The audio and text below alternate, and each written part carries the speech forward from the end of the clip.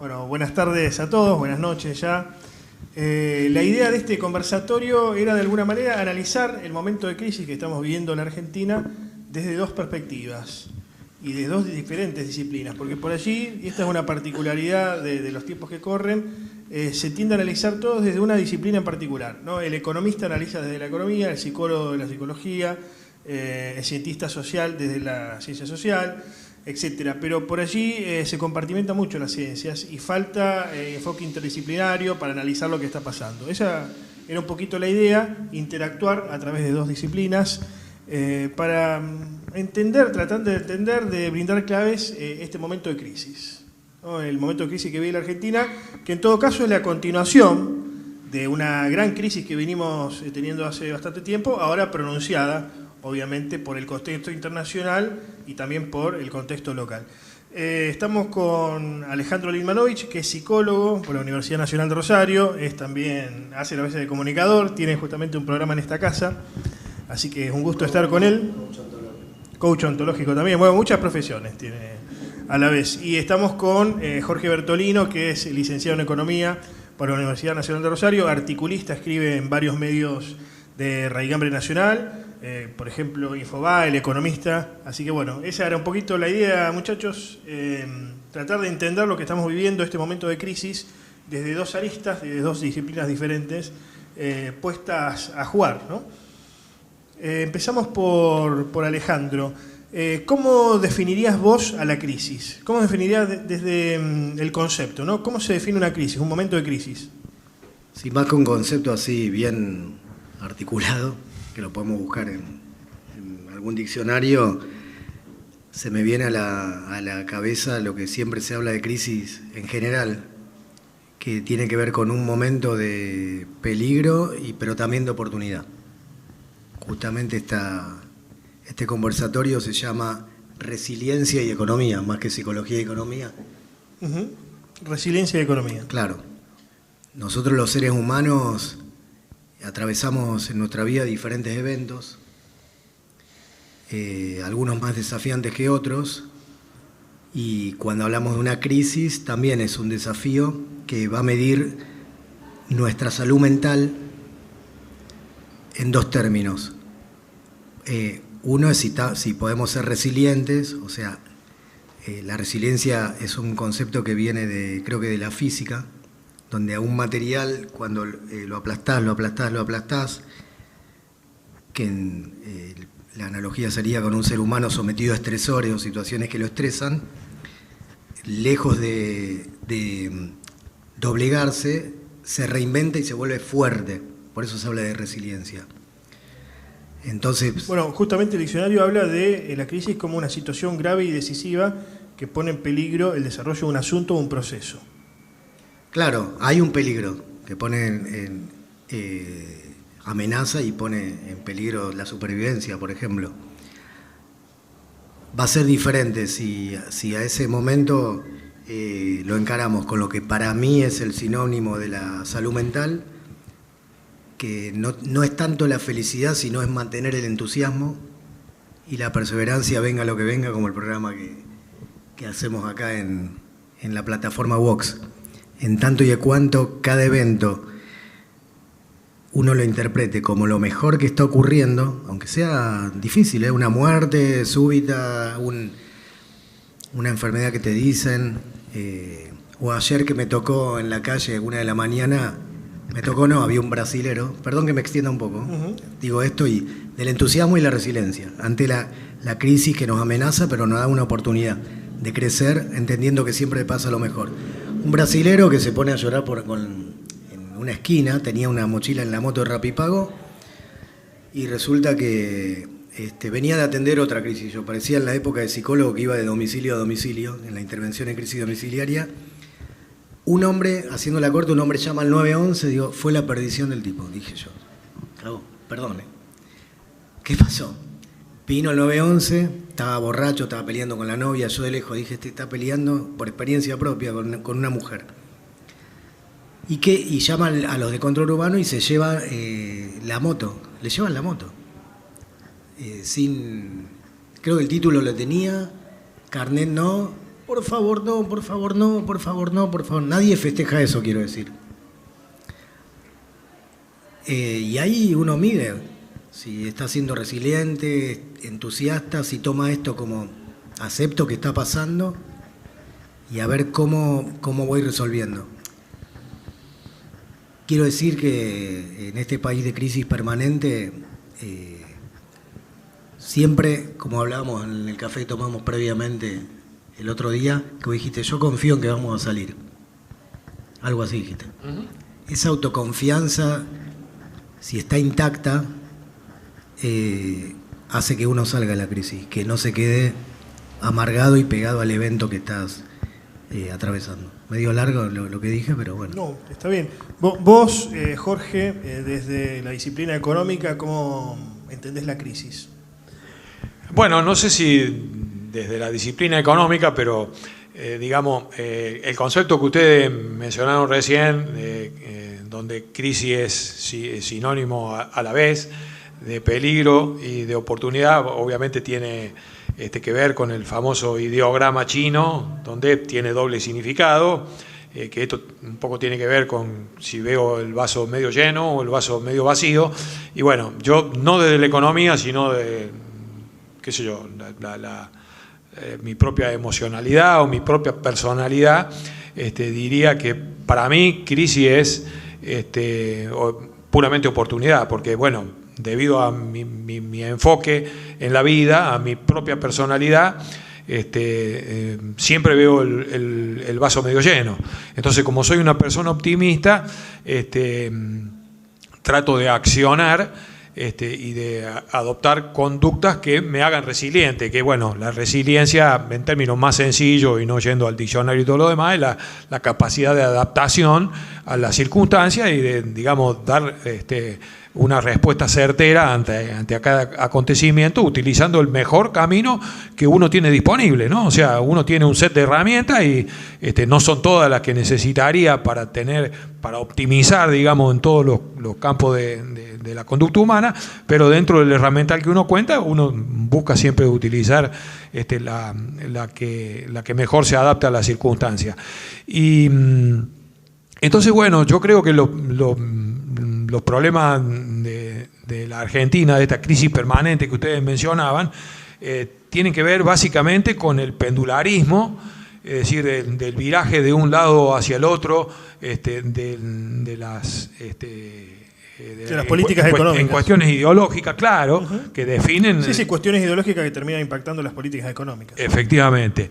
Y además la impaciencia de la sociedad argentina, que bueno, ya ahí no, quizá sería el trabajo de Alejandro el que pudiera definir cuál es el motivo por el cual los argentinos somos impacientes y adoptamos un modelo en una circunstancia durante alguna cierta cantidad de tiempo y no le damos tiempo y nos vamos al modelo totalmente opuesto después y no persistimos nunca, o sea, no nos definimos si queremos ser Cuba o si queremos ser Estados Unidos, por decirlo alguna. Acá te interrumpo y pensaba en esto, ¿no? A mí que me gusta la historia, con el crack de la bolsa de 1999 de Wall Street, varios analistas decían, bueno, es el fin del mundo. Y es el fin del mundo porque el único sistema que había funcionado hasta ese momento, el capitalismo, estaba en crisis. Y decían, bueno, después de esto, ¿qué viene? No hay después, no hay futuro. Pero si hay algo que comprobó que tiene resiliencia, es el mismo sistema capitalista, ¿no? Como después de crisis, porque ha tenido varias, tuvo la del crack de la bolsa de Wall Street, después otra muy importante con la caída de los estados de bienestar a mediados de los 70 y la suba del barril de petróleo. Después va a tener otras, por ejemplo, lo de la crisis del 2008 y de las hipotecas, pero ha tenido la capacidad de readaptarse, ¿no? Contrario sensu de lo que pensaban muchos analistas económicos, bueno, la crisis es el fin del capitalismo, ahora venimos nosotros, viene el socialismo, viene otra cosa. No, ha seguido el capitalismo, se ha recompuesto, ha quizás tomado otra forma, pero sigue vivo. Así que más resiliente que el capitalismo creo que no existe, ¿o no? ¿Cómo lo ves? ¿Cómo lo analizas? Sí, Occidente, la cuna del capitalismo, a mi criterio,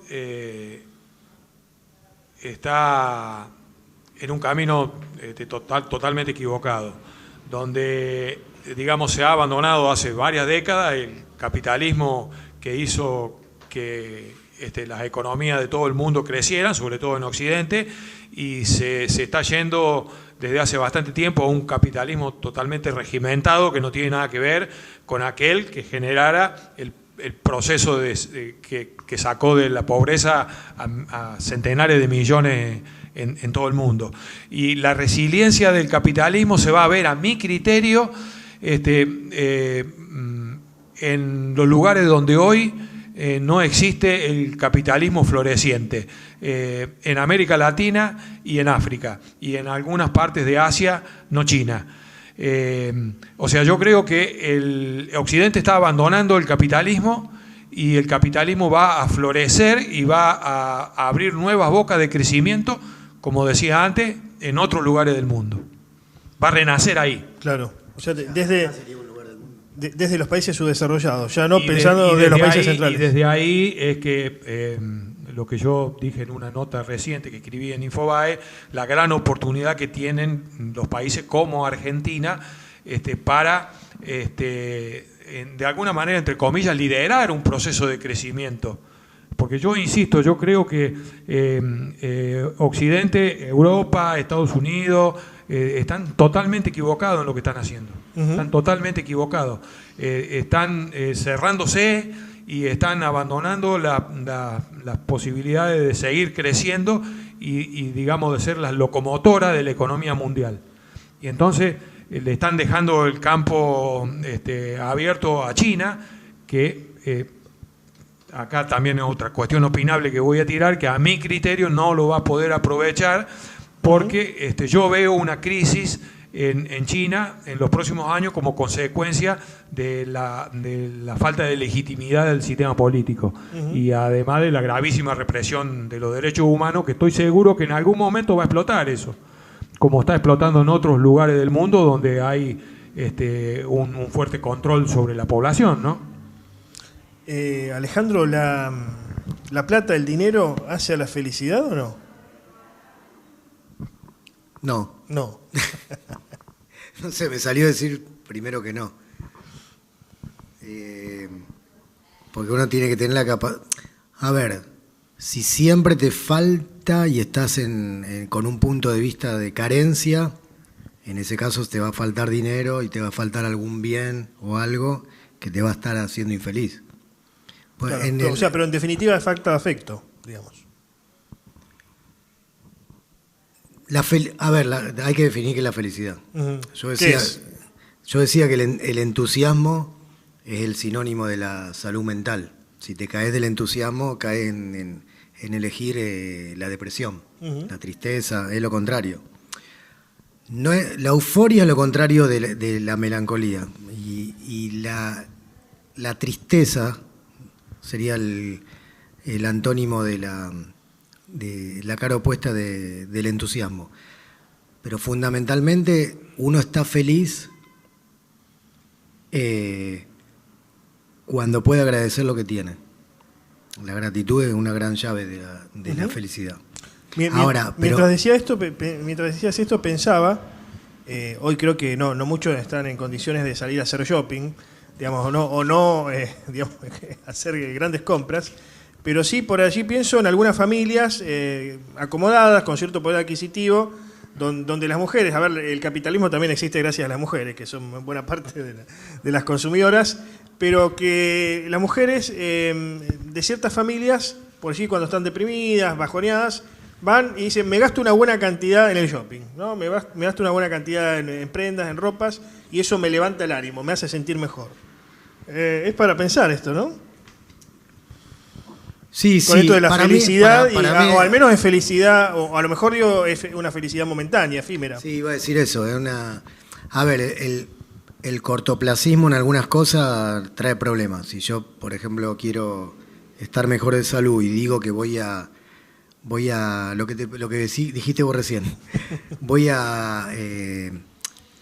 no salieron las cosas como yo quería. Bueno, más sí, eso me genera inquietud y voy a comer no sé, harina o lo que sea. Sí. Claro, cuando salimos de la Voy disciplina... a sacarme la depresión comiendo. Cuando salimos de la disciplina, y lo hablamos el otro día en el café, de aquellas personas que tienen que ir por un camino de orden en su vida, en su finanza, y derrapan, y vos decís, no puedo creer las decisiones que están tomando. A lo mejor tiene que ver con la inmediatez de algo, de decir, bueno, ahora hago esto y me trae una felicidad que muchas veces es momentánea. Uh-huh. Es una engaña pichanga. Pero quiero decir una cosa antes, que yo le preguntaba a Guillermo Moreno, Uh-huh. porque me decía el país, el economista... El secretario de Comercio Interior de la Nación. Sí, yo le preguntaba, porque él dice, no, porque tiene que haber un país peronista, y el discurso donde todo sea felicidad. Y le digo, ¿cómo es un país peronista? Le digo, contame específicamente la cotidianeidad. Dice, no, que por lo menos el trabajador, por ejemplo, tenga para comer y para salir a comer, para salir a un parque un día de semana, una recreación, un cine. Uh-huh. A ver, por supuesto que siempre hay que agradecer, siempre para mí, aunque estés viviendo en la calle. No estoy promoviendo que se viva en la calle, no. Pero sí, algo que nos puede empezar a hacer feliz o estar mejor es tener las necesidades satisfechas básicas. Uh-huh. Que todos tengamos comida en la panza, dijo Guillermo. Claro. Y después ir hacia otras que nos van a traer aún más y más, no sé si felicidad, pero sí autorrealización y trascendencia, que es la famosa pirámide de un psicólogo norteamericano que se llama Maslow. Uh-huh. La pirámide de Maslow.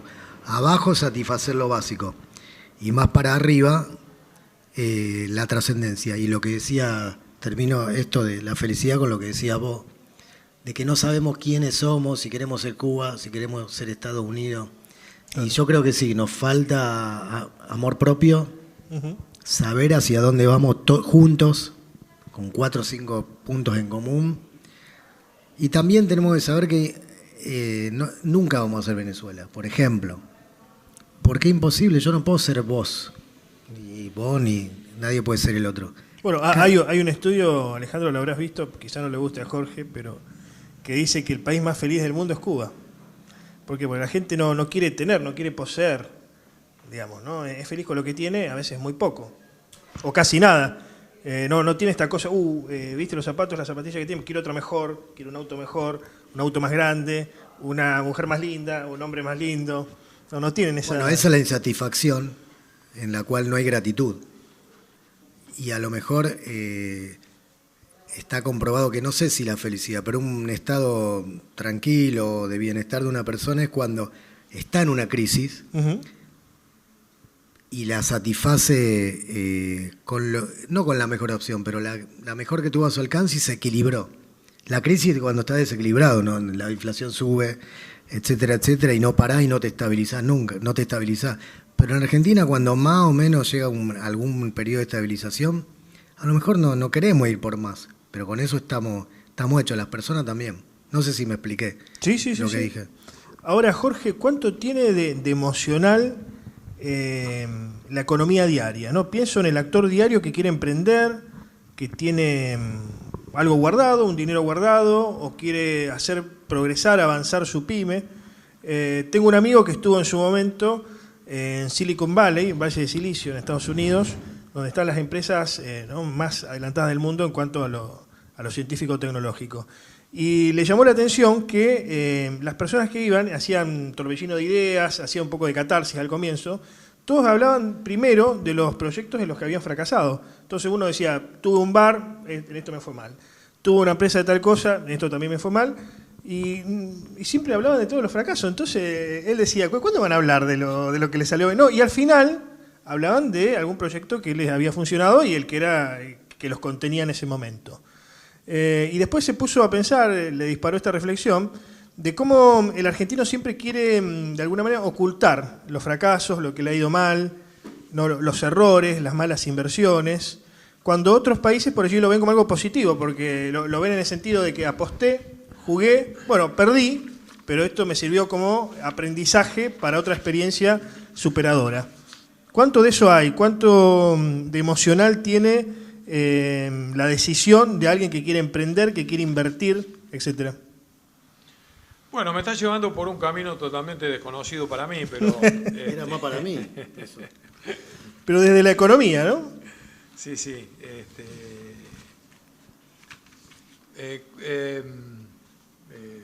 La intervención de él me sacó del eje en que estábamos. ¿Cómo era la...? No, cuánto de emocional, cuánto de sentimental, si uno quiere, tienen las decisiones de los actores diarios de la economía. Pensemos en un pyme, a ver, según los estudios, entre el 75 y el 80% del trabajo en la Argentina se explican por las pymes. ¿Cuánto de emocional, cuánto sentimental tiene la decisión de un pyme que tiene que ampliar la capacidad instalada, hablando en términos económicos, tiene que traer más trabajadores, tiene que ampliar la unidad de negocios, o aquel que tiene algún recurso, un canuto dirían los abuelos, tengo un canuto, por así, ¿no? Hoy hay que tenerlo bien escondido porque te lo roban, o te lo roba el banco, no sé qué es peor. Pero ¿cuánto de emocional, cuánto de sentimental tiene esa decisión de ese actor diario a la hora de invertir, a la hora de emprender? Bueno, voy a tener que ir por un camino lateral porque no tengo una respuesta inmediata, obviamente porque no tengo las herramientas de análisis como para contestarla. Porque bueno, al final de cuentas soy un simple economista, ¿no? O sea, no un cientista social con un montón de otras definiciones. Pero bueno, con respecto a la anécdota que vos contás, a mí me recuerda a una frase que dice que las personas inteligentes aprenden de sus propios errores, pero las personas brillantes aprenden de los errores de los demás. Y a mí me parece que ahí está un poco la clave. Justamente estoy leyendo un libro que se llama El yo y su cerebro, que no es como consecuencia de que teníamos esta charla, sino que bueno, es uno de los libros que tenía en el listado de libros que tenía que leer, que quiero leer, mejor dicho. Y una de las cosas más importantes que he sacado de ese libro es la plasticidad o la resiliencia del cerebro para adaptarse a los estímulos que uno le provee a diario. Y esto tiene que ver un poco con los hábitos, y lo enfocaría principalmente al hábito de la lectura, esto es lo que yo emparento rápidamente con eso que te decía, de aprender de los errores de los demás. Yo creo que la clave para la felicidad, para obtener respuestas a los caminos que uno debería adoptar para alcanzar el éxito en aquella materia en que se lo proponga, es adquirir el hábito de leer.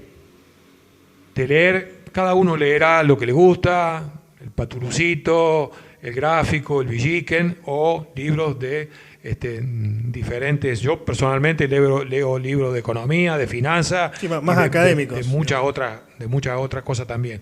Y esto tiene que ver con lo que hay en ese libro, menciona de la gran ventaja que tiene el ser humano con respecto a otros organismos vivientes, animales y vegetales, que es la capacidad de sentir curiosidad. La curiosidad es lo que le permite al ser humano crecerse, desarrollarse. Lo que es un poco más difícil de explicar es cómo llegó el ser humano a adquirir la conciencia, de autoanalizarse, de autopercibirse, pero me parece a mí que la curiosidad y el invitarse, no obligarse a sí mismo a adquirir el hábito de la lectura y leer y crecer y de aprender de los errores de los demás y de aprender de todo lo que a uno se le ocurra para correr la frontera del conocimiento que uno tiene, pero sobre todo para aumentar, a mi criterio es un concepto clave, para aumentar la percepción de la ignorancia personal. A mí me pasa que cada vez que leo un libro aumenta significativamente mi capacidad de percibir mi ignorancia respecto a un montón de temas y me hace que ponga en mi lista de lecturas un montón de libros nuevos.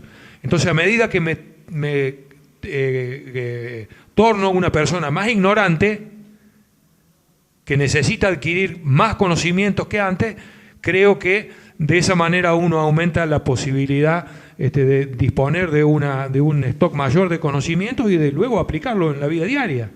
Y por último, me recuerda también esto que estamos hablando con una conocida frase, que a lo mejor no todos la conocen, que se pregunta si el pájaro canta porque es feliz o si es feliz porque canta. Y bueno, mi respuesta es que el pájaro es feliz porque canta. O sea que primero está el impulso que uno debe tomar para hacer cosas, para que luego las cosas sucedan. En este caso, leer. El hábito de la lectura no se da solo, no es innato, sino que uno debe generarlo. Al principio a lo mejor debe obligarse a hacer algunas cosas hasta que se instale ese camino neural que guía la conducta, que hace que esto se convierta en un hábito. Y perdón por la extensión, ¿no? La letra con sangre entra, ¿no? Diría Sarmiento. ¿Puedo decirlo? Sí, sí, sí. De cuando hice... Dos cosas me hicieron bien a mí y lo traslado para todos y también para lo que puede ser un país. Lo que hablamos de las expectativas, de que las expectativas y las ilusiones arruinan a la felicidad. Perdón. Bueno, esta es la parte para... No, las expectativas arruinan la felicidad. Y otra cosa que me preguntaste de la felicidad que me hizo acordar es que en la medida que como país, como comunidad, digamos, recién cuando Massa, por decir alguien del presente, logre bajar la inflación, vamos a estar felices. Y recién cuando, no sé, para algunos dirán, cuando se termine el kirchnerismo, vamos a estar, otros dirán, cuando se termine el macrismo, lo que sea, o cuando X cosa ahí, o para nuestras vidas, cuando, no sé, mi hijo tal cosa, o yo tal otra, tengo una nueva compañía, si como país, pues yo digo, hay un lema que dice, un techo para mi país de la Fundación Techo. Ah, sí. Yo digo un psicólogo para mi país, en serio, para vivir de otra manera, porque realmente un economista también, bueno, pero un psicólogo, pues todavía no aprendimos a vivir de esta manera, decir, estamos bien ahora con cómo estamos, vamos aprendiendo, sí, mirando lo que hacen otros para no cometer los mismos errores en materia económica, por supuesto, pero si no vamos a estar siempre amargados. ¿Cuándo Massa esto? ¿Cuándo? Pará, ahora es el momento de estar bien, de estar alegres. Y eso es que estar alegres, que el pájaro cante. Y ahí vamos a salir de la deuda, y ahí vamos a salir de un montón de cosas. Porque acá tengo un libro muy bueno, que es de las barras de Axe en realidad, que se llama Saliendo de la deuda gozosamente. Saliendo de la... Yo lo pensé para el país. Me gusta ese acelerador. Sí, dinero... Quiero uno como ese. El dinero sigue al gozo, o a la dicha sería, o a la felicidad, no al revés. Nosotros vamos a salir de la deuda de un montón de problemas cuando cantemos, no cuando estemos amargados y que recién, no sé, Milei va a venir o el que sea, y ahí vamos a estar bien, porque va a terminar con la casta, no, pará. Cantemos ahora, pero no ingenuamente. No es que estamos bien, tenemos 3 de 4 pibes que no morfan, pobreza, indigencia, no me recuerdo el 10%. No está bien eso, no promuevo eso, pero sí es lo que tenemos, así estamos, mantengamos el entusiasmo, la perseverancia, busquemos el gol en campeonato porque va a venir por gravedad, y eso es cantando. Y si nos sale mal de una manera, habrá que ver qué aprendimos de esa manera para ir por una próxima hasta que salga y logremos algunas políticas de Estado que sean más permanentes, digamos, y que sabemos que funciona. Ahora, Jorge, historiemos un poco las crisis económicas en la Argentina. ¿Desde cuándo comienzan, no? Uno puede pensar, por ejemplo, cómo influye la entreguerras en la Argentina y cómo ese comercio abierto al mundo, donde los países se cierran, nos obligan de alguna manera a sustituir importaciones. Eso quizás fue el inicio de la industria de la Argentina, ¿no? De la industria nacional. Pero después, más adelante, vino la sequía, que incluso lo llegó a tocar al gobierno peronista, el año 52, 53. Después, más adelante, vamos a tener los ciclos de stop and go, ¿no? Donde no avanzábamos, ni justamente significa eso, avanzar, parar y seguir, justamente, stop and go. Después, más adelante, vamos a tener la crisis del Rodrigazo, en 1975. Bueno, en los 80 los planes de Alfonsín, de alguna manera, la crisis ya de fines del gobierno de Alfonsín, luego el efecto tequila. Pero ¿cuándo empiezan las crisis de la Argentina? ¿Hay algún momento donde uno dice, acá le pifiamos, acá empezamos poniendo el pie equivocado? El concepto de crisis en la economía argentina es muy anterior a lo que vos mencionás. O sea, toda la literatura te menciona las grandes crisis del siglo XIX. O sea, de 1800 a 1900 hubo grandísimas crisis. En 1872, por ejemplo, una gravísima crisis. En 1881 también. Que generalmente... No son hijas del siglo XX en la Argentina. No, o sea, la historia económica argentina es de una crisis permanente. Pero bueno, si nos enfocamos en las crisis del siglo XX,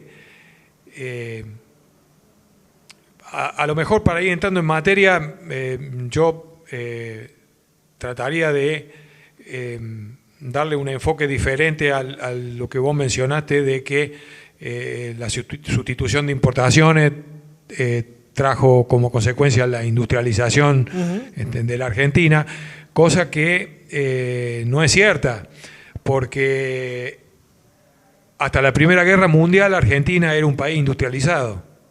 O sea, todas las empresas que todavía hoy persisten en la Argentina, qué sé yo, muchísimas, Biecker, General Motors, muchísimas otras. Bueno, seguramente ahora en el apuro de uno querer sacar todos los nombres no me van a salir, pero la mayoría de las grandes empresas argentinas son más que centenarias. Y había una fuerte industrialización. Sí, con capitales extranjeros principalmente, ¿no? Sí, principalmente con capitales extranjeros.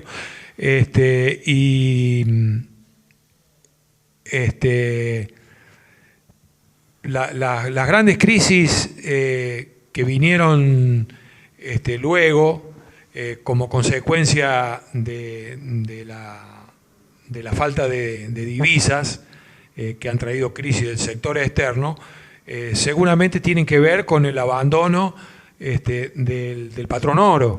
Pero fíjate que nos estamos retrotrayendo muchísimo más lejos, ¿no? O sea, no hemos podido adaptarnos hemos salido del patrón oro cuando lo hicieron otros países del mundo. Por ejemplo, Inglaterra salió varias veces del patrón oro y nosotros también, pero Inglaterra luego regresó y nosotros ya no lo hicimos. Nosotros en la década del 30, 1930, lo que hicimos fue inaugurar un banco central con capacidad de emisión de dinero fiduciario. 1935. 1936. 36. Creación de... Exacto. Sí.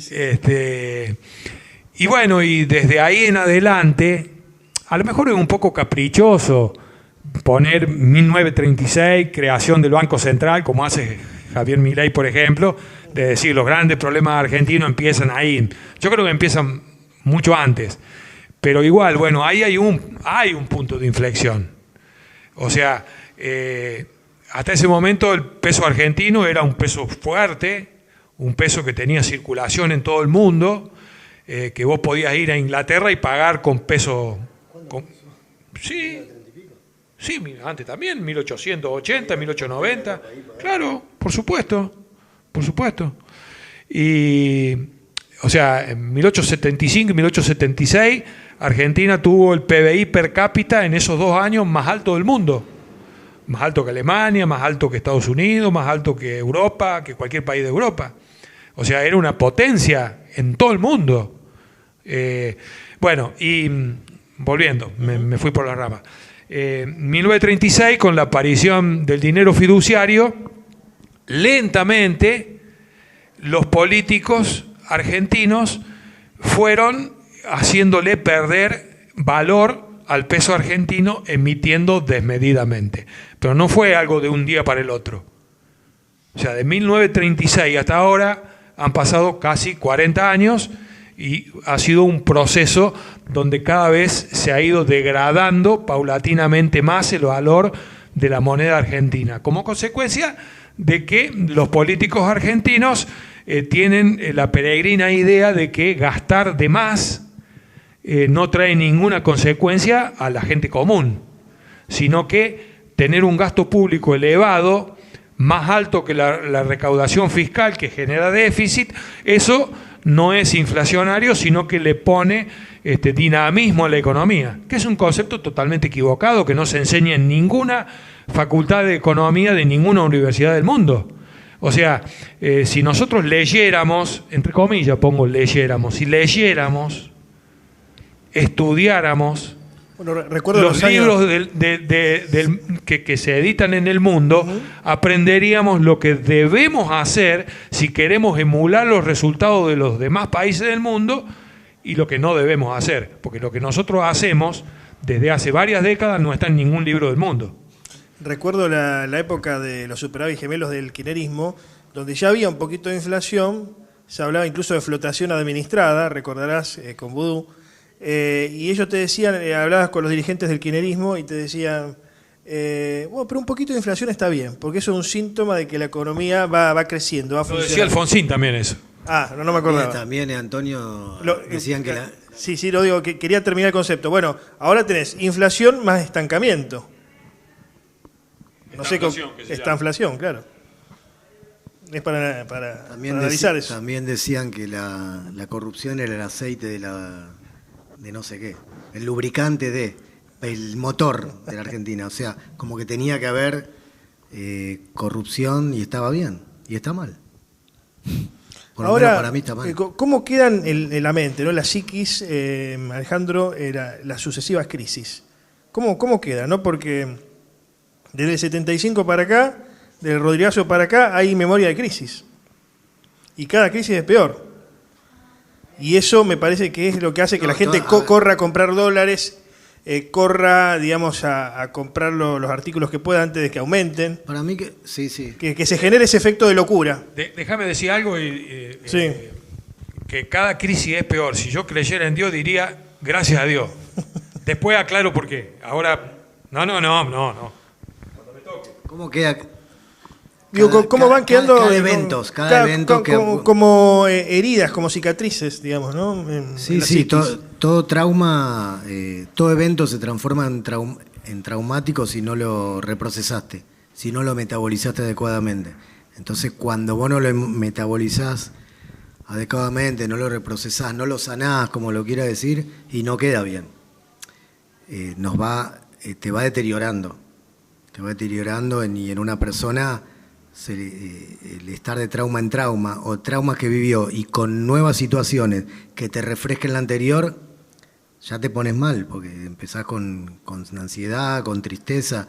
Toda esta cuestión de la referencia al 2001, que es para muchos de nosotros una referencia que está ahí presente, diciendo, uy, esto se viene, o qué sé yo, no está bueno. Pero hay indicios de que sí, por los números y por, no sé, cosas que maneja. Bueno, yo tengo muy presente, no por ser autorreferencial, pero mi padre en 1989 lo despidieron de una compañía de seguros que se llamaba Industria y Comercio, por ahí alguno la recuerde.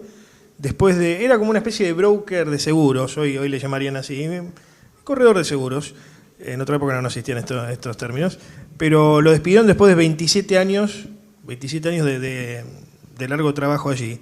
Y yo siempre recuerdo eso, ¿no? Después de ahí le agarró una descompensación, se enfermó hasta que lamentablemente murió. Pero cómo eso queda en la mente. Yo cada vez que escucho que hay riesgo de hiperinflación o que incluso acercándonos a fin de año se habla de saqueos, de posibles saqueos, ya me viene a la mente eso, ¿no? Es como un... No, sí, queda mal. Es una imagen, así que en sepia pasa... No, todos esos eventos forman parte de nuestra historia y quedan mal.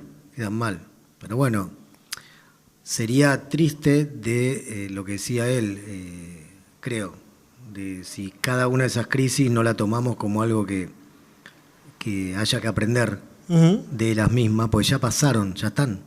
A ver qué aprendimos lejos de acampar en lo que se dice en el coaching, el terreno de los juicios negativos, de la opinión negativa. Somos un pueblo estúpido, vamos a fracasar, somos siempre lo mismo. Este país inviable, es inviable, nunca vamos a salir. El destino argentino. El destino de Argentina, ahí sí.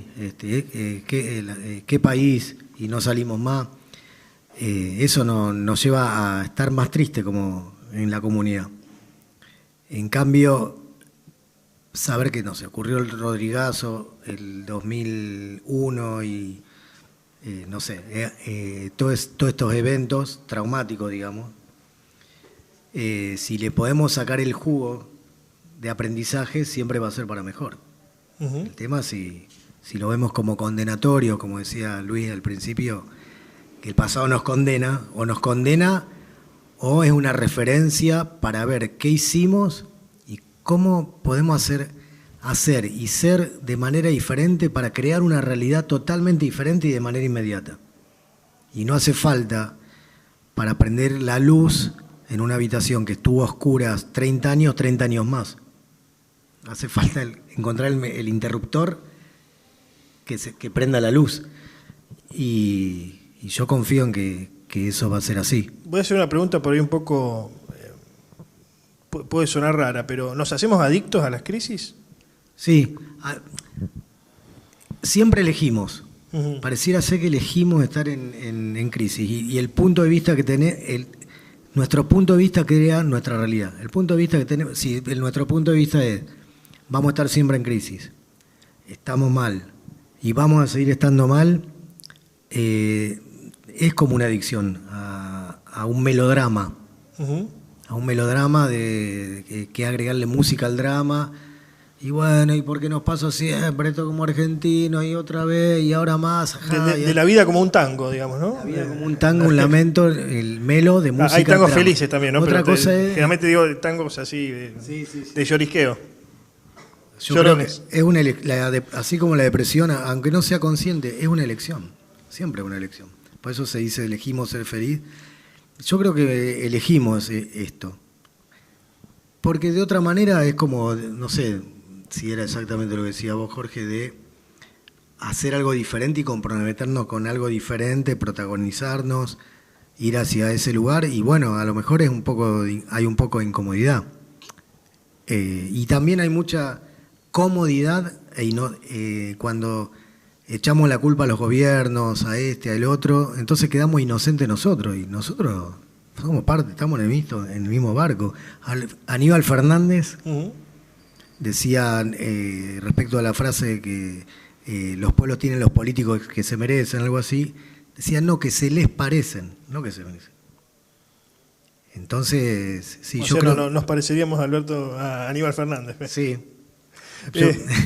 Pensaba, Jorge, en épocas del gobierno de Macri, cuando estaban cerrando muchas pymes, independientemente del análisis que hagamos del gobierno, ¿no? Pero ciertos sectores de la economía fueron bastante perjudicados, principalmente algunos industriales. Hablaba con un industrial de la región y me decía, ser industrial es como ser de Racing, básicamente, ¿no? Nos gusta sufrir, estamos acostumbrados a eso, vamos a seguir sufriendo, pero no podemos salir, es una militancia, ¿no? Incluso hablaban de militancia industrial. Ahora la Unión Industrial Argentina ha sacado una campaña, se la recomiendo, campaña publicitaria que dice Che, alta industria, donde habla de la industria argentina como militancia. Pero recuerdo aquellos años y hablaba de esto, ¿no? De que le iba mal, de que tenía que despedir trabajadores, reconvertirse, ir a pedir subsidios al Estado, pero estaba esta cosa de ser industrial que no era como, a ver, tener un parripollo, con todo respeto al que tiene un parripollo, ¿no? O algún otro emprendimiento, una cancha de fútbol 5, sino él apostaba por industria porque era lo que iba a hacer salir adelante al país, porque el abuelo lo había hecho, el padre lo había hecho. ¿Cuánto de eso hay, digamos, ¿no? Y pensando en esto de la adicción a las crisis que hablaba Alejandro. Qué preguntita, la adicción a las crisis, o sea, yo sin duda creo que hay una especie de autoboicot que nos hacemos los argentinos como sociedad. No tengo respuesta a cuál es el motivo por el cual adoptamos esa actitud. Con respecto a el industrial que vos mencionás, y yo creo que hay un poco de verso en eso de yo soy industrial para hacer crecer la Argentina. La obligación del industrial, del chacarero, del comerciante, del empleado, es buscar su propia realización. O sea, la función del empresario es ganar plata. Si el empresario gana plata, beneficia a la sociedad. Aunque parezca una locura lo que te estoy diciendo, es lo único. El muchacho Tommy Caragosian, ahora habla de que... El hijo de Teddy Caragosian. De Teddy, exacto. El empresario textil más importante de la Argentina, Tomás Caragosian, es el hijo. Sí. Habla muchacho de rulos. Exacto. Es armenio, sí. Es un muchacho muy inteligente. Tercera generación. Muy inteligente, pero bueno, me parece a mí que por ahí, para quedar bien con Dios y con el diablo, ponen en su boca palabras que arruinan mucho de su muy buen discurso que tiene. Una cosa es que a cada rato dice estudiante y estudianta, chicos y chicas, pero... Bueno, pero eso digamos que es el contexto actual. Sí, bueno, pero viste, está. Él habla de que los empresarios dice tenemos que tener más empatía con la sociedad, que es lo mismo que dice Manes, ¿no? La función de los empresarios es ganar plata. Claro. Hacer tu empresa más competitiva. Ahorrar costos en todos los lugares posibles. Ganar más. Hacer que de esa manera los precios tiendan a la baja y que de esa forma el salario real de los trabajadores aumente. ¿Ganar plata con conciencia nacional o no? Con conciencia del bolsillo. Los empresarios, no, porque el empresario los empresarios son esclavos nuestros, de la gente que no somos empresarios. O sea, nosotros tenemos que estar con un látigo obligándolo a que hagan todo lo posible para ganar la mayor cantidad de plata posible. Que se hagan recontra el millonario, que le salgan los dólares por la oreja. Porque si eso ocurre, yo no soy mileísta, ¿no? Pero realmente alguna de las cosas que dice tiene sentido. O sea, el empresario de verdad es un benefactor social. Hace que fluyan hacia la sociedad mejores bienes de mejor calidad o de más bajo precio. O sea, la única función que tiene el empresario, si quiere ser un buen empresario, es pensar en sí mismo, en su bolsillo, en su familia. Yo sé que parece es políticamente incorrecto. No, digo de apostar al país más allá de las circunstancias externas, más allá de los vaivenes políticos. Lo digo porque ganar dinero se puede ganar en cualquier lugar del mundo y seguramente debe haber lugares mucho más atractivos que Argentina para ganar dinero, ¿no? Pero pienso en aquel empresario también que se queda acá a hacer patria porque quiere el país, ¿no? No digo que otros no lo quieran, ¿no? Pero el que decida quedarse acá y apostar acá me parece que tiene un plus que otro, ¿no? No, yo creo que siempre el ser humano actúa en beneficio personal. O sea, si se queda en la Argentina en lugar de estar en Suiza, es porque prefiere Argentina. Porque no solo valora cuestiones materiales, sino valora otro tipo de cuestiones. Hasta incluso te diría que la persona que dona algo lo hace por un interés personal, para sentirse bien. Si vos ves un tipo tirado en la calle y le regalás 1.000 pesos, no lo estás haciendo por el tipo. Lo estás haciendo para sentirte bien vos. O sea, eso trae como consecuencia una buena acción, lo beneficiaste al tipo. Pero vos no es que lo hacés porque lo querés ayudar al tipo, porque ¿quién lo va a ayudar? Si se tomó 2 vinos y mañana está igual. Pero vos lo hacés porque sentís la necesidad personal, te satisface hacerlo. O sea, a mi criterio, como yo entiendo, hasta donde he leído de cuestiones que tienen que ver con la mente humana, el ser humano actúa siempre buscando el beneficio personal, no el beneficio material necesariamente. ¿Sí? Entonces, yo creo que nunca hay un plus. Nunca hay un plus porque se queda en el país, porque hace patria. No lo veo así. ¿Alejandro? No, en esto de dar porque no hace bien, sí, en Marshall Rosenberg, que es un psicólogo que creó la comunicación no violenta, decía que disfrutamos y elegimos dar desde el corazón, porque nos hace bien. Después en lo más supremo está el altruismo, digamos, donde vos das porque te hace bien, pero no estás en una relación mercantilista que te doy especulando que me des, sino que el beneficio del que da de corazón, que es un montón. Yo puse en mi Instagram unos 3 minutos, creo que es de un, no sé si es chino, coreano, de un tipo que es anónimo, no sale en la prensa, y está todo el tiempo ayudando a los demás.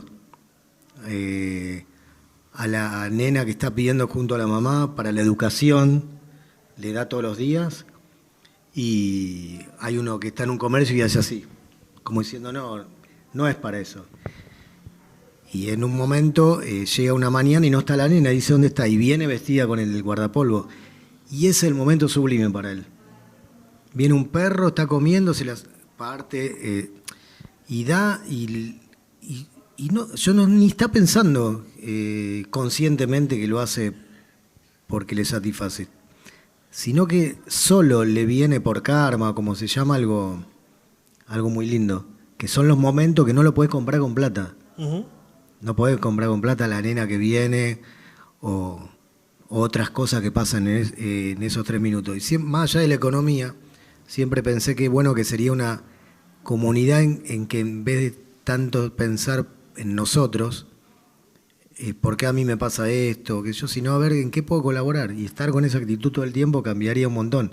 No sé si tiene que ver con la economía eso, pero seguramente estaríamos mucho mejor. Estaríamos mucho mejor con nosotros mismos y como comunidad. Que seamos una de las sociedades de la Argentina, ¿no?, más psicoanalizadas o que recurren más al psicoanálisis de Latinoamérica. ¿Tiene que ver con la economía y con las crisis económicas o no? Es para pensar. Sí, no sé con qué tiene que ver. Sí, decía en una época que había un psicólogo, un psicoanalista cada no sé cuántas personas, pero eso sucede en Buenos Aires, no sé si en Tucumán, en Jujuy, en algunos lugares de Rosario. La gente apenas puede comer, no tiene para ir para el psicólogo. No, habría que ver esa estadística. Ahora, ¿y quién la hizo? No, Sí, no quizás sé, tiene sé que ver con que, bueno, Argentina fue uno de los países, si no el país, con una clase media más grande, ¿no? Sí. En comparación con otros países de Latinoamérica donde siempre existieron 2 clases Pero si sociales. fuera así, que hay Dos mucho clases. consumo de psicólogos, es porque las personas no estamos felices y no sé si es por la economía. Claro. Igualmente, a ver, si el dinero hace la felicidad, está el libro ese de Martín Tetaz, que estaba leyendo el otro día, que en un momento dice que hasta cierto momento que las personas ganan X cantidad de dinero, están bien, pero ya más que eso no. Entonces sí, tenemos que tener garantizadas algunas cuestiones, pero si no las agradecemos, es lo mismo que nada, porque siempre te está faltando 5 para el peso. Y ahora que ya tengo la casa estoy mal, porque el vecino tiene otra, me tengo que comprar otra, o yo mismo, y no. La insatisfacción nos trae mucha infelicidad. Y la gratitud toda. Me decías el otro día, Jorge, lo básico a lograr para un inversor, ¿cuánto eran? ¿$100.000? ¿$150.000? ¿Cuánto era lo que había que llegar? No, hasta donde yo recuerdo, fue una adaptación a una frase muy conocida. de grandes inversores o de tipo como Bill Gates, así que te dicen que lo difícil es ganar el primer $1.000.000. El primer $1.000.000. Después vienen solos.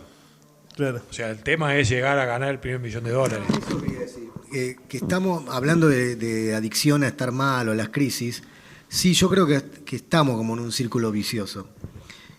Y me pregunto de qué manera podemos entrar a un círculo virtuoso de una economía más saneado, no sé los términos técnicos. Es lo más flojo para mí la economía. Sí, círculo virtuoso podría ser. Pero ¿no? un círculo virtuoso de crecer y salir de este círculo vicioso de repetición, como el hámster que corre siempre y volvemos al mismo lugar. Y parece, estamos por está el camino marcado de recorrido, que neuronalmente dice el recorrido neuronal ya está, es como una autopista. A ver de qué manera, no sé, deconstruimos, desaprendemos eso, esta adicción o como se quiera llamar, la crisis. El ciclo del eterno retorno. Claro. O diría la renga, el final en donde partí. Exactamente. Final, claro. Entonces, siempre volvemos al mismo lugar. Claro, ¿cómo hacer algo diferente? Digo, es una sola cosa más que tiene que ver con lo económico, no sé cómo lo podemos hacer, cuál es la receta, pero una cosa en el coaching, una cosa el lenguaje descriptivo. Somos así, describimos la realidad, nos ponemos opiniones sobre un pueblo manso y tantas otras cosas, que no vamos a salir adelante. Y es una conversación repetitiva, un diálogo interior del país, que coincidimos en un bar y Argentina, y qué querés, y sí, qué esperaba, y sí, otra vez, bueno. Pero hay una posibilidad a través de lo que el coaching llama el lenguaje generativo, de soñar con otra realidad y hacer las cosas todo el tiempo para que se manifieste esa otra realidad. Más próspera, más contentos porque nos va mejor, porque todos los chicos comen, porque hay prosperidad, empresarios que ganen y piensen en su familia y un poquito más que su familia, y ahí se haga un círculo virtuoso en el cual estemos más contentos. Me quedé pensando en esto, Jorge. Vos hablaba del empresario que, el objetivo es ganar plata. Sí, pero también en algún momento estuvo muy de moda. Hoy se ha dejado ese concepto de lado, pero es el de la responsabilidad social empresaria. El RC, ¿no? La famosa RC. Sí. Incluso se daban charlas, cursos del empresario dentro de un contexto que sí, obviamente tenía que ganar plata y hacer dinero y hacer progresar la economía, contribuir a la economía, pero también contribuir a la sociedad, desde lo humano, desde la solidaridad. ¿Hoy se ha perdido eso? ¿Y se busca el lucro por el lucro mismo, digamos? No, yo creo que está todo por hacer en cuanto a generar una organización de la economía que permita que los empresarios ganen plata, que es lo que le va a poner plata en el bolsillo de los trabajadores. O sea, recordarás, Antonio, porque estuvimos juntos, donde en una charla que dio Teddy Caragosian, dijo él que el sindicalismo y el peronismo no se inventó para esto, se inventó para que los trabajadores ganen más plata, para que el salario real sea más alto. Volviendo a cosas que mencionaban de Moreno, para que el trabajador tenga un auto. En la década del 60, del 70, la idea era que el trabajador tenía que hacerse su propia casa, tenía que tener su auto 0 kilómetros, irse de vacaciones todos los años a lugares diferentes. Sí, un American Dream a la criolla, digamos, ¿no? Claro. Sueño americano a la criolla. Claro, hoy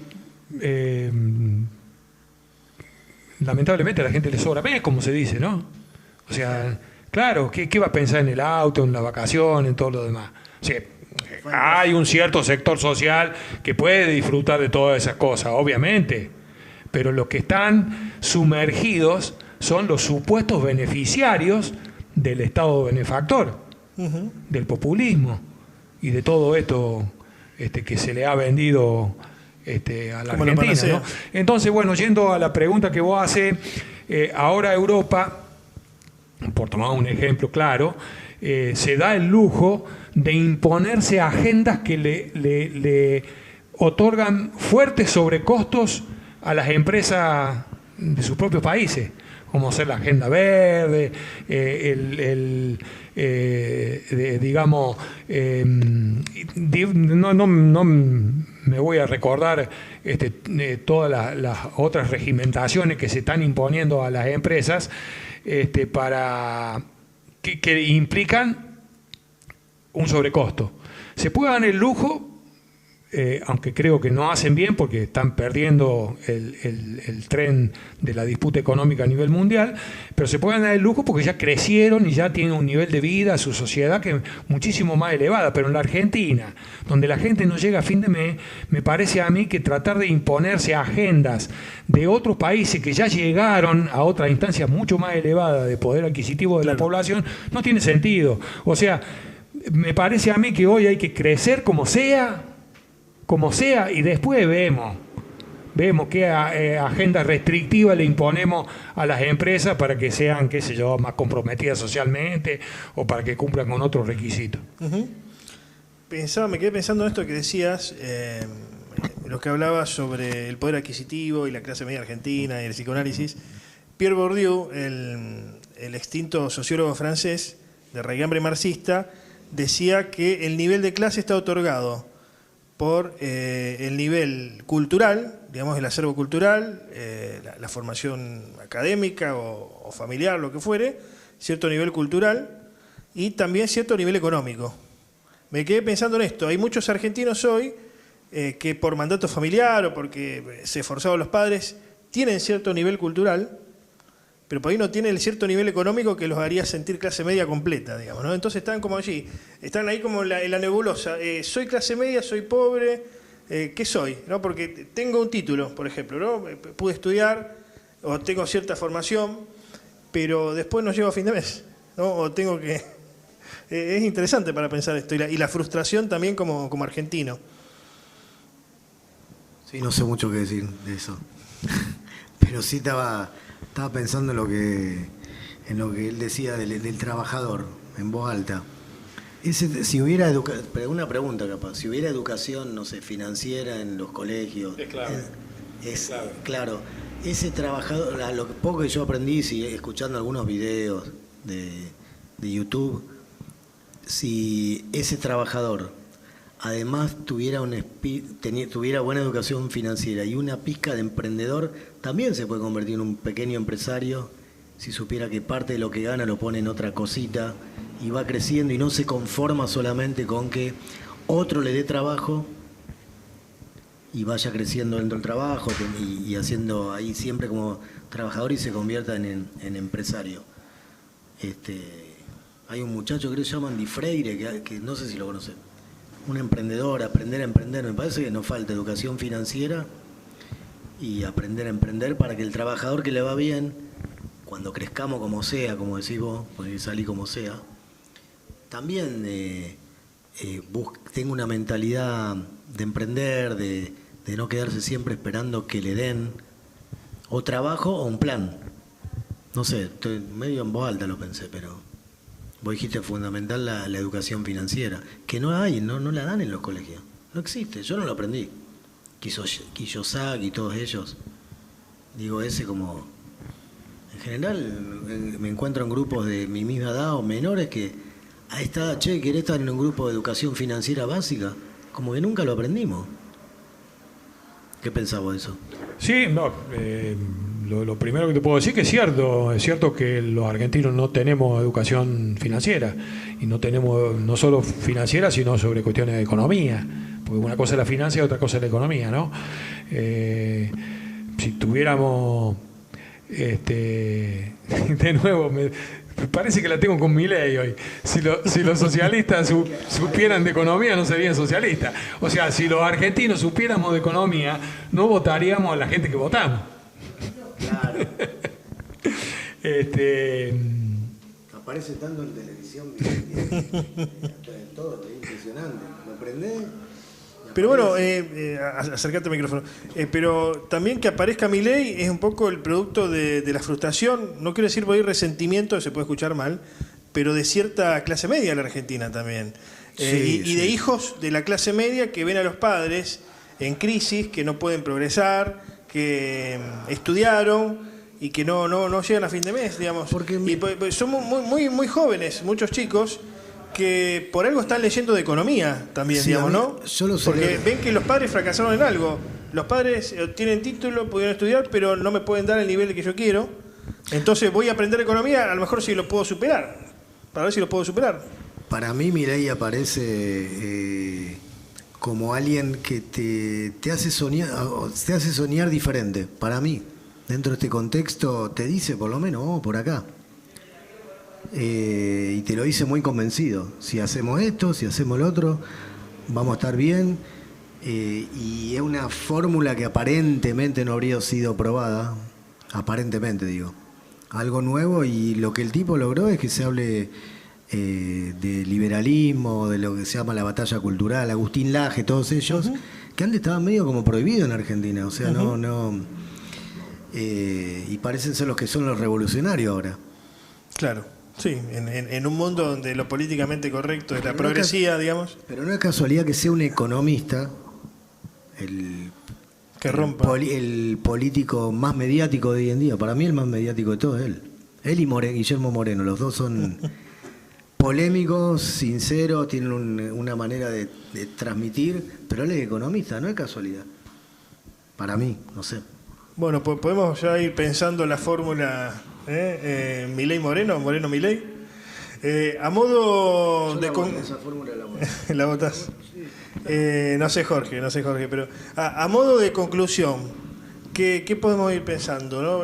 Sobre la economía, sobre la resiliencia, ¿qué podemos decir a modo de corolario, ¿no? de este conversatorio? Jorge. Bueno, si tenemos tiempo, yo quisiera mencionar lo que dejé como pendiente, de que yo dije que a mi criterio está muy bueno que cada crisis sea peor que la anterior, porque eso tiene implícito la idea de que esta es la última crisis y de que ahora en adelante comienza lo que yo creo que es un periodo muy extenso de bonanza de la economía argentina. Yo soy sumamente optimista. Yo creo que acá se fueron tocando varios temas que tienen que ver con eso, la aparición de Milei. No es casualidad, indudablemente, la aparición de Milei. Tampoco es casualidad lo que vos mencionabas de la alta tasa de psicólogos que hay, de la cantidad de gente que se psicoanaliza, que tiene que ver con la frustración, que la frustración es lógica, que haya frustración en la sociedad argentina, que nos enseñan desde la cuna que tenemos todo, que somos el granero del mundo, que somos los mejores, que esto, que lo otro, y estamos donde estamos. O sea, lógica la frustración. Ahora, a mí me recuerda lo que siempre dice el maestro Juan Carlos de Pablo, el economista, que yo no me acuerdo cómo es la alegoría que él hace con una rana, donde dice que los argentinos, igual que la rana, no me acuerdo bien, pero que vamos incrementando el nivel de incomodidad que sentimos como consecuencia del deterioro económico que vivimos, y somos muy resilientes los argentinos, ¿sí? Por desgracia. Porque somos muy vivos, muy cancheros, nos adaptamos rápidamente y nos bancamos los incrementos de la incomodidad sucesivos que van ocurriendo en el tiempo. Pero dice el maestro de Pablo, el fin de la decadencia argentina, y también estoy leyendo un poco lo que diría él, no estoy inventando un poco leyendo lo que diría él. El fin de la decadencia de la economía argentina sucederá cuando el grado de incomodidad sea tan extremo que ya no nos podamos adaptar más. Esa será la última crisis, donde creo que estamos. Yo creo que el bull market argentino ya empezó. Cuando digo el bull market se le llama al mercado alcista, y bear market al mercado bajista. Pero cuando digo bull market no me refiero al bull market de los mercados financieros. ahí se utiliza el término, ¿no? Pero yo lo llevo a lo que dicen algunos otros economistas que los tratan de locos, que son locos, como Malatón, por ejemplo, está re loco, pero dice cosas que tienen en alguna medida sentido. Él dice, el gran bull market de la Argentina ya empezó, y yo coincido con eso, que el gran bull market de que la Argentina empiece a crecer desenfrenadamente y que dentro de a lo mejor 10 o 20 años se hable del milagro argentino y que se diga, como se decía hasta hace pocas décadas, se decía, todos quisieran crecer a tasas chinas. Yo creo que se va a decir, todos quisieran crecer a tasas argentinas, porque yo creo que se viene eso. Eso es consecuencia de a dónde hemos caído. O sea, estamos tan abajo. ¿Encontramos el fondo, Jorge? Claro, claro, eso es lo que te estoy diciendo. ¿Lo encontramos? Eso es lo que te estoy diciendo. Estamos a punto de encontrarlo. Y contrariamente a lo que se cree, yo creo que no son los economistas liberales los que van a generar el gran cambio en la economía argentina. Yo creo que la culpa de que se hablaran de las cuestiones que había que hablar y que se destapara la caja de Pandora, se abriera, son primero José Luis Esper y después tomó la posta Javier Milei, que bueno, como un tipo mucho más mediático, logró instalar mejor el tema que José Luis, que es un tipo más solemne y todo lo demás. Pero yo creo que no será el liberalismo el que haga la gran revolución que instale un capitalismo que le dé buenos salarios a los trabajadores y que la economía real explote en crecimiento, en productividad, en mejora de los indicadores sociales, sino que va a ser el propio peronismo. O sea, yo no soy peronista, fui peronista en mi juventud, en mi adolescencia. Abandoné el peronismo como idea porque me di cuenta que las herramientas que utilizaban eran totalmente opuestas a los objetivos que se decía que perseguían, ¿no? O sea, con las herramientas de política económica que utilizaba el justicialismo, estaba claro a mi criterio que cada vez los trabajadores iban a tener menos poder adquisitivo.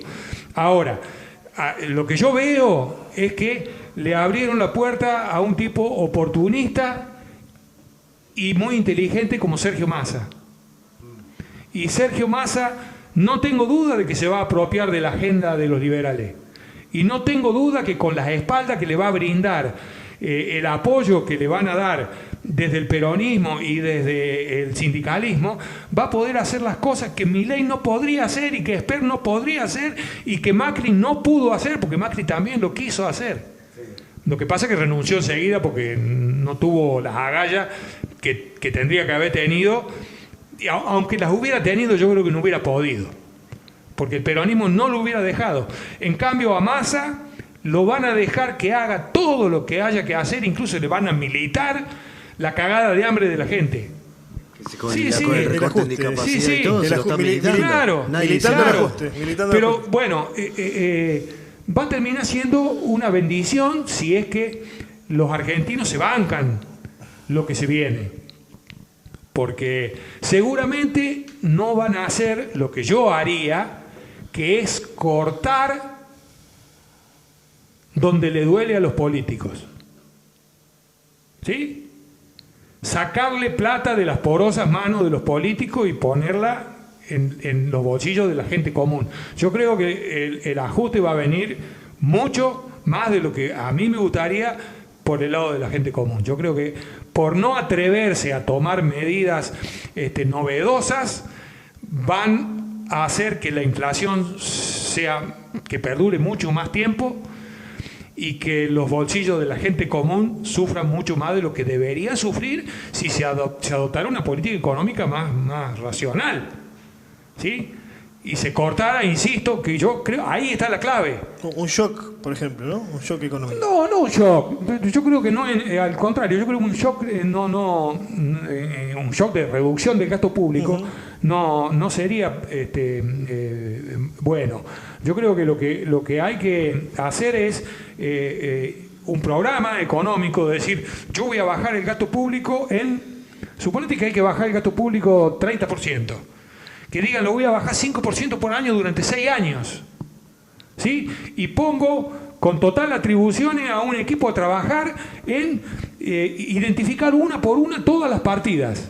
del presupuesto nacional, provincial y municipal, porque el choreo que hay en las provincias y en las municipalidades, no hablamos porque siempre criticamos al gobierno nacional, pero es tremendo en todos lados, y en las empresas del Estado, en aerolínea y en ferrocarril y en todo lo demás, que aunque ferrocarril no existe más, tiene un déficit tremendo, porque tiene miles y miles de empleados. Una por una las partidas y eliminar todas aquellas partidas que van a los bolsillos equivocados, a los bolsillos de los tipos que se la llevan injustamente y sin hacer nada. O sea... Además, analizarla para tener cierta dosis de austeridad. Pero por supuesto, o sea, si vos, digamos, o sea, un estudio del Banco Interamericano de Desarrollo del año pasado dio que la Argentina es el país donde más, no me acuerdo el término técnico, más, bueno, donde se va más plata fuera de los carriles legales, ¿sí? Que vendría a ser una especie de sinónimo de corrupción. Y eso da que Argentina es el país de América que tiene la tasa más alta, que es el 7,2% del Producto Bruto Interno, que esos son más o menos 36.000 millones, el Producto Bruto argentino son 500.000 millones de dólares, eso daría 36.000 millones de dólares. 36.000 millones de dólares anual que se van todos los años, no una vez, todos los años. Sí, que podrían reforzar el Banco Central. En el bolsillo mío no hay ni $1 de eso. En el bolsillo tuyo creo que tampoco, en el tuyo tampoco. Ahora, hay mucha gente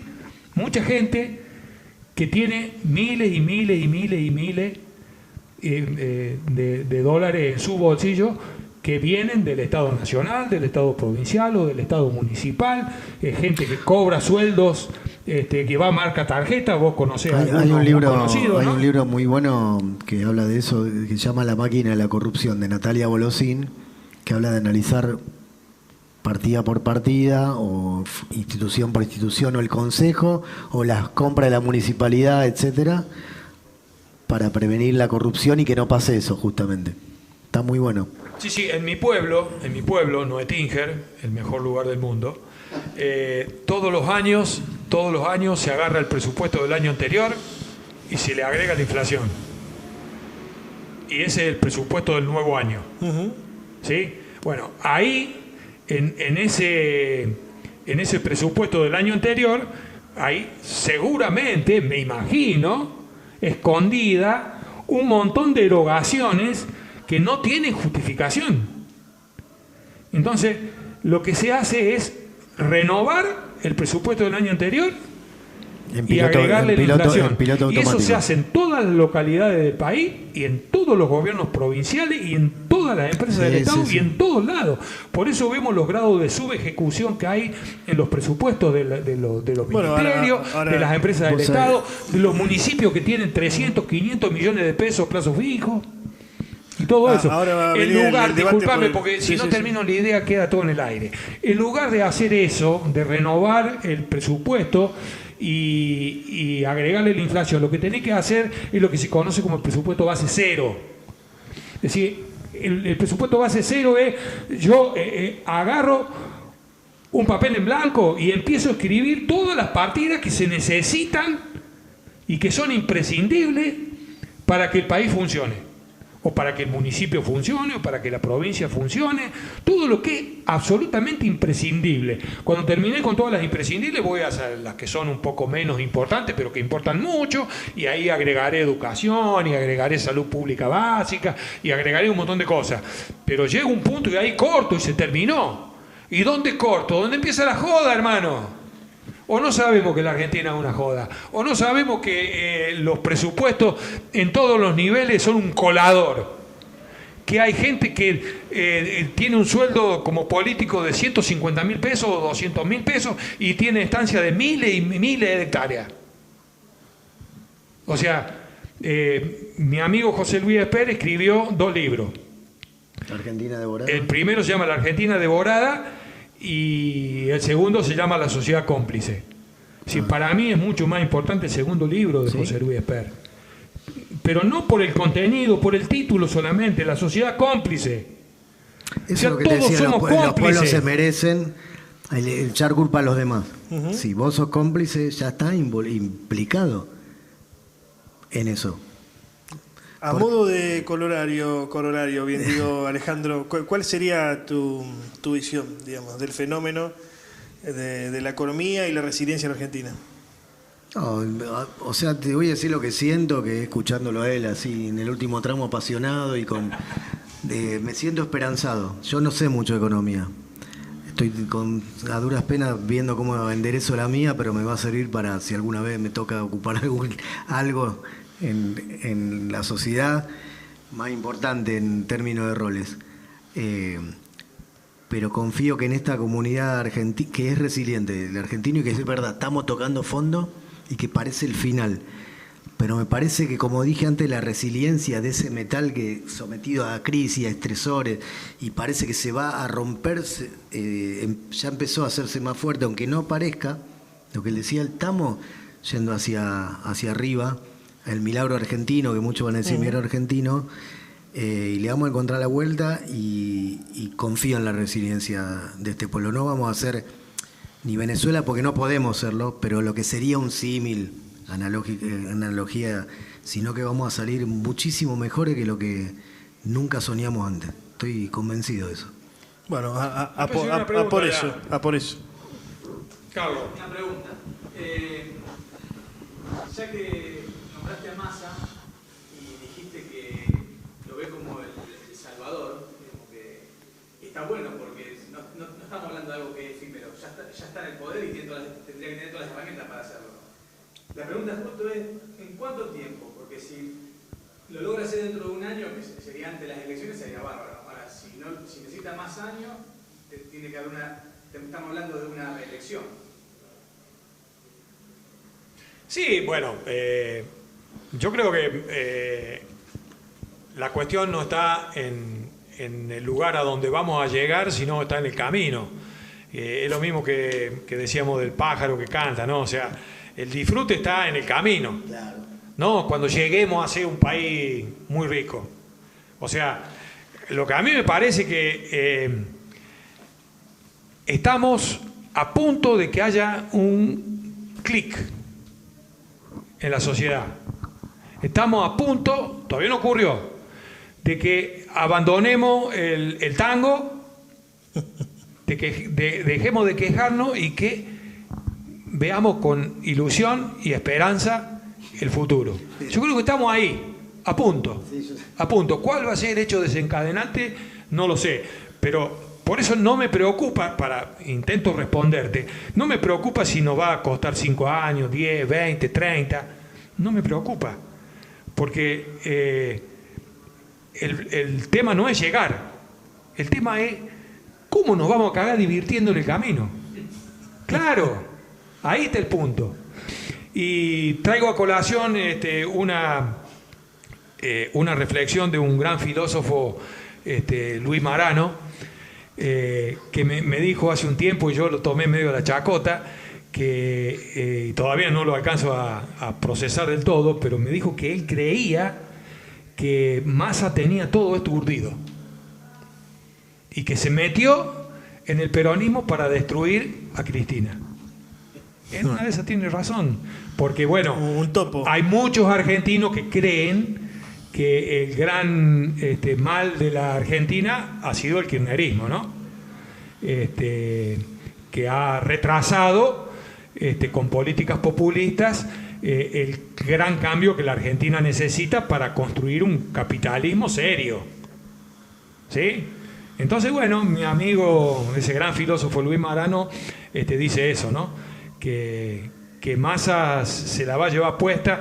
A mí me parece más que como que vio la oportunidad y se metió, ¿no? Bilú y subí. Pero bueno, ahora, insisto que a mí personalmente no me simpatiza la figura de Massa. No se crean que yo estoy haciendo masismo acá. Pero sí creo que Massa se lo va a llevar puesto a todos. Vislumbro eso, a lo mejor me equivoco, ¿no? Yo siempre lo que pienso de Massa, está bueno el análisis, porque desde adentro, aparte que sale él, de adentro del supuesto kirchnerismo, pero un oportunista, yo coincido en eso, y que no va a ser ni Milei, no lo veo ni... Y Massa puede ser, porque primero que tonto no es. No va a poner la cabeza ahí si no tiene algo en mente para triunfar él y llevarse el bronce, que es lo que él quiere. Él no es un militante, piloto de tormenta, ahora me toca estar acá, como no sé qué ministro de Economía, bueno, ahora Machini, puede decirte cualquiera. Bueno, ahora como militante que soy del partido, aunque me queme, aunque termine en mi imagen mal, pero es mi deber de militante. No, Massa está pensando en el bronce de él. No es Raúl Lamberto. En su gloria, en una amistad. No es Raúl Lamberto. Lamberto con la seguridad. No, que fue como un militante. No me acuerdo quién estaba. Sí, ¿Quién estaba antes? Tonioli estaba antes. No recuerdo ahora, pero sí, asumió el Ministerio de Seguridad de la provincia. Pone la cabeza como militante y sabía que tenía que estar ahí, no importa. Me eligieron y el partido me dijo, Massa va por yo siempre creo, tengo la intuición que no va a estar. Pensando, Guido, no es un término, un oportunista, no un militante. Guido Di Tella, kirchnerista puro. Sí, pero estoy totalmente de acuerdo, pero yo creo que dentro de algunos años, si las cosas ocurren como a mí me parece que van a ocurrir, Sergio Massa va a ser alto, rubio, de ojos azules. Claro, como ocurrió con Menem. Sí, claro. Sí. O sea, ¿ustedes se acuerdan cuando fueron las elecciones internas entre Menem y Cafiero? O sea, espanto causaba Menem. Y le ganó. Espanto. ¿Sí? Con el poncho, el día que Menem le ganó las internas a Antonio Cafiero, la bolsa se desplomó. Y hoy Milei habla de Menem como el mejor Cavallo, presidente y de Cavallo como el mejor ministro de Economía de la Argentina. Entonces, a mí no me asombraría que dentro de algún tiempo Sergio Massa sea Gardel y Lepera. Bueno, alguien que fue un representante del menemismo desde la academia, funcionario también, Guido Di Tella, relacionado ahí al Instituto Di Tella, decía que el peronismo es lo que los tiempos quieren que sea. O sea, estaría en etapa de mudar la piel y de ir hacia otra cosa. Creo que también hay momentos... También pasa con el psicoanálisis, ¿viste? Claro. Para sobrevivir, tenés que accionarte y si querés seguir vivo, el psicoanálisis no puede ser el de antes.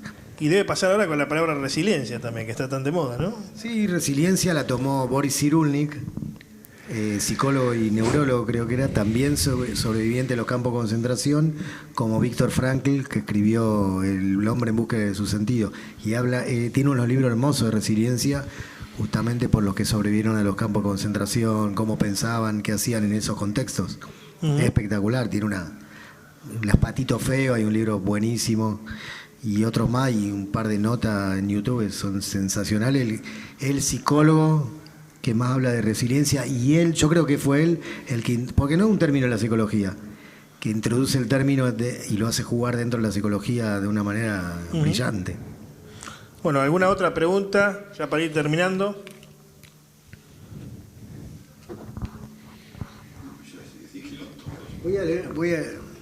No sé, sigue la filmación, te iba a decir yo. Estamos. No importa. Yo transcribí algo ayer a la noche mientras íbamos a hablar de esto, capaz que no está de acuerdo, Jorge, pero decime qué político dijo esto y si le gusta.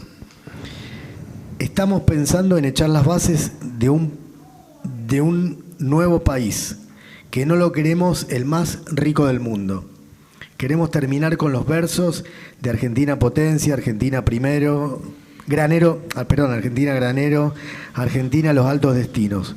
Creemos que tenemos lo necesario para ser Argentina sin mortalidad infantil, sin analfabetismo, para ser una Argentina sin familias divididas, para ser una Argentina que merezca ser vivida con nuestros valores, con nuestras tradiciones. No queremos ser el pueblo más rico del mundo, queremos ser el pueblo más feliz del mundo. Queremos que, ¿y cómo decía? Más feliz del mundo, que se queden nuestras personas a nuestro lado, con nuestra gente. No, no. no era eso. Está Bueno, bien, no. se entendió. Más feliz del mundo. No, seguía de otra manera, pero termina ahí. Queremos ser el pueblo más feliz del mundo. ¿Quién lo dijo? Yo lo sé. A ver. No te lo quiero. Guillermo Tede Boer. Guillermo. Me acordé ayer, son 58 segundos. El creador del Partido Socialista Popular. Sí, a mí me conmovieron. No sé si el país más rico, pero el más feliz. Pero el más feliz. El más feliz entendiendo si la panza llena, lo que él decía, ¿no? De pobre, que pibe, que no. Pero feliz. Y una vez que lleguemos a ese punto de las satisfacciones de las necesidades básicas satisfechas, ahí sí podemos ir por más trascendencia, pero es cuando se instala el círculo virtuoso del entusiasmo y la felicidad. Luego de ser resiliente y haber salido de crisis, hasta que, como decía él, el milagro argentino y qué sé yo. Bueno, seamos resilientes. Muchas gracias a todos por haberse acercado hasta acá. Gracias.